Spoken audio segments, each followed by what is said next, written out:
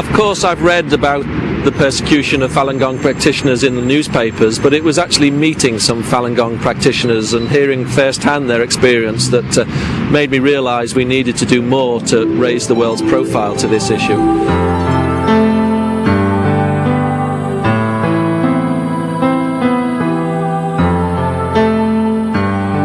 Falun Gong's guiding principles are truthfulness, compassion, and forbearance. The practice is peaceful, non-political, non-religious, free of charge, and of great benefit to practitioners' health and moral standards. Introduced to the general public in 1992 by Mr. Li Hongzhi, Falun Gong is practiced in over 50 countries around the world. Before the crackdown, 100 million people were practicing Falun Gong in China, more than the members in the Communist Party. Afraid that the movement was a threat to his power, Jiang Zemin initiated a ban on Falun Gong in 1999. He thought that he could eliminate Falun Gong in 3 months, but he was wrong. To see such terrible persecution for me, it was just absurd, and I couldn't understand at first why it was happening. I felt, my duty was to talk about human rights and freedom, because it's very important. I couldn't understand why they were persecuting such good people. The persecution is very, very severe. For example, with Falun Gong, you have thousands of people who have been detained. They have been sent to re-education camps. The leaders have got sentences from 2 to 18 years. The normal practitioners have been given re-education sentences of up to 3 years. They have been subjected to torture. There have been over 200 deaths in custody. And all this for the peaceful expression of their freedom of belief, which is guaranteed in the Universal Declaration of Human Rights, which China is a party to. I am a master degree student in university in the UK, and I went back to China in 1999 just because we are Falun Gong practitioners. We were arrested for 7 days, and they beaten us. Although I was an 8 months pregnant woman. After several days, they deported us back to the UK, and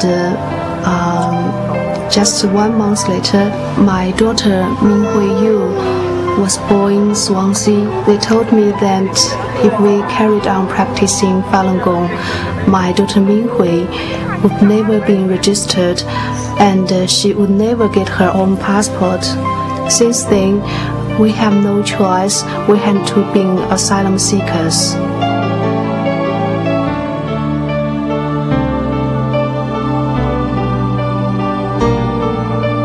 They did not register Ming Hui on the passport of Zheng Fang Mo or her partner as a Chinese citizen. So I've been trying to establish the citizen status of Ming Hui, and I think it's not right that any young child, obviously, is denied the right of citizenship, which is a fundamental human right that it should be open to us all. I think the case of Zhao Ming in particular highlighted in a very specific way the problem that exists for people who practice Falun Gong, and the fact that he had been a student here, was living in Dublin, made it very real for many people, and I think as well forced the Irish government to take it up in a very specific way when the Chinese Premier was here in Ireland some time ago. He's been in prison in a labour camp in China since May 2000, and he was just recently released on March the 12th from Tuanhe labour camp near Beijing. And we're here today to welcome back to Trinity and to his new life, Xiaoming. During a period of 2 weeks, I was only allowed to sleep only 1 to 2 hours each day during the 2 weeks period. And on some other occasions, we are physically punished, forced to to do a kind of military squatting for a very long time, more than 10 hours a day. And it's really very bad to my legs. Now I still feel having no feelings at the bottom part of my legs.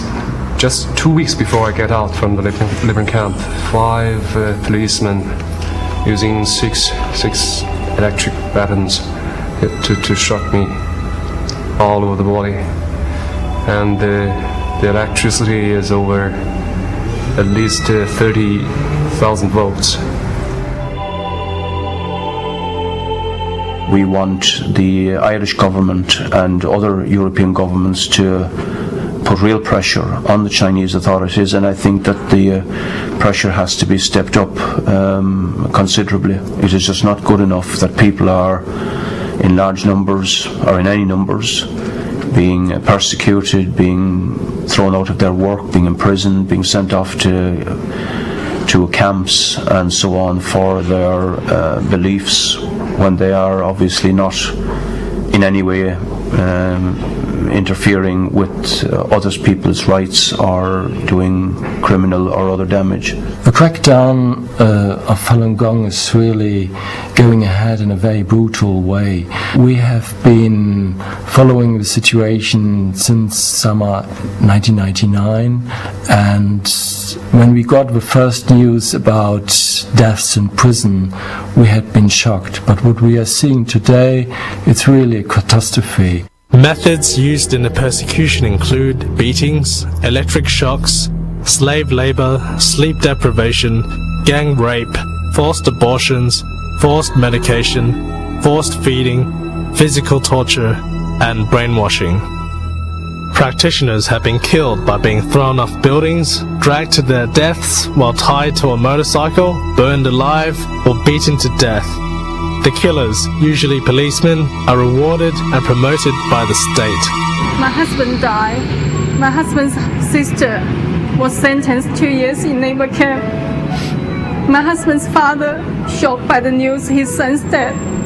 His daughter's sentence, he passed away, leaving me alone to raise my 18-month-old baby. I urge everyone help us to stop this persecution, because in China, thousands families like us are still suffering every day. Many Western practitioners of Falun Gong have gone to Tiananmen Square to appeal against the persecution. We went to China, we were illegally detained, we were interrogated, we were roughly treated, we had our property stolen, and we were deported. We broke no laws. This happened for no reason at all, except for the fact that we practice Falun Gong and we believe in truthfulness, compassion and forbearance. And I was dragged out of the hostel and dragged by my hair onto a police bus and taken to a detention centre. At the police station, I saw a lot of Western practitioners being beaten and abused by the police. And inside another detention center, a police officer came up to me and slapped me in the face with such force that my head was smashed against the wall. They beat me 3 times, pulling my hair, punching me, kicking me, kicked me when I'm on the ground, elbowing me in the back, punching me in the back, using the walkie-talkie, smashing me in the back, twisting my fingers, kneeing me in the stomach, anything they could think of. It was really strange. You'd see their face change. They're so deceptive. They talk to you like, oh, we're friends, blah, blah, blah. And then you say Falun Dafa how, and they come down on you like a ton of bricks. I really fear for the Chinese practitioners, because I knew as a Western practitioner, maybe I was getting, an easy deal. And we are not doing anything wrong, only following truthfulness, compassion, forbearance. So to arrest people for doing that, especially elderly people, like people in their 80s, and also young children and students like me, is very wrong. peaceful protest is an alien concept to the Chinese communist dictatorship. And in this country, we're a liberal democracy. We enjoy the right to demonstrate and express our views in a peaceful manner. Chinese government can't cope with that. It can't cope with its own citizens doing it, and it certainly can't cope with with Western Europeans doing it. So the way the four Britons were treated in Tiananmen Square is pretty typical, frankly, of the heavy-handed attitude which the Chinese government takes to protesters. In a way, they were lucky because they were British citizens. They were just deported. If they'd been Chinese, no doubt they'd have been carted off to a labour camp. Since 1999, 250 adherents have been killed.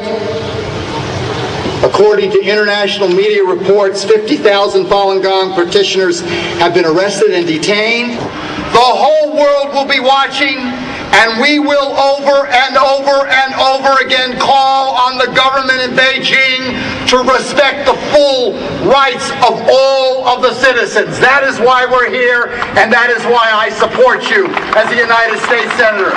Falun Gong, thank you so much for inviting me.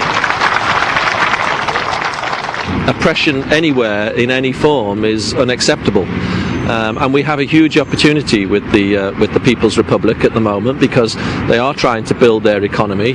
They can't do that alone. They need to trade with nations like the UK, with Australia and with the United States. They can't build their economy without us, and we should be making it a condition of trade with them, of helping them build their economy, that they take a more liberal attitude to human rights, starting with Falun Gong, returning to the position that they had in respect to Falun Gong before 1999, but also improving the human rights of all minority groups and religious groups in China. If you turn a blind eye to dictatorships, whether it was Hitler in the 1930s, whether it was Saddam Hussein in Iraq, Colonel Gaddafi in Libya, or whatever, eventually these dictatorships think that the liberal democracies don't care what they do, and they can get away with literally murder. Saddam Hussein got away with gassing tens of thousands of his own citizens. In China, they're currently getting away with persecuting, thousands of Falun Gong practitioners. It mustn't be allowed to happen. The next stage on is genocide. Hitler got away in the 1930s with persecuting the Jewish community and other communities in Germany. That turned into genocide in the 1940s. The next stage is the gas chambers. You all people gathered here, you are signs of truthfulness, of compassion, and of forbearance. You set an example for Europe and for the entire world of good values and working for the best of the human person. Do not stop with your work, because the right to meditate, the right to pray, the right to think your own thoughts in love and in peacefulness, as you are the best of the human person. You stand for the good, continue with that. Your followers in China have been and are persecuted. More than 200 people of your followers in China have been killed. They have been killed in a brutal way. They have done nothing. But the Chinese communist regime, they know that they have not been able to win the souls and the hearts of the Chinese people. You are reaching the souls and the heart of the Chinese people. Let us jointly, for a better future on this planet, on this world, work together for these just values, for the good cause of freedom, democracy, and the dignity of the human person, and for religious liberties. God bless you all. Thank you so much for letting me speak to you. Thank you.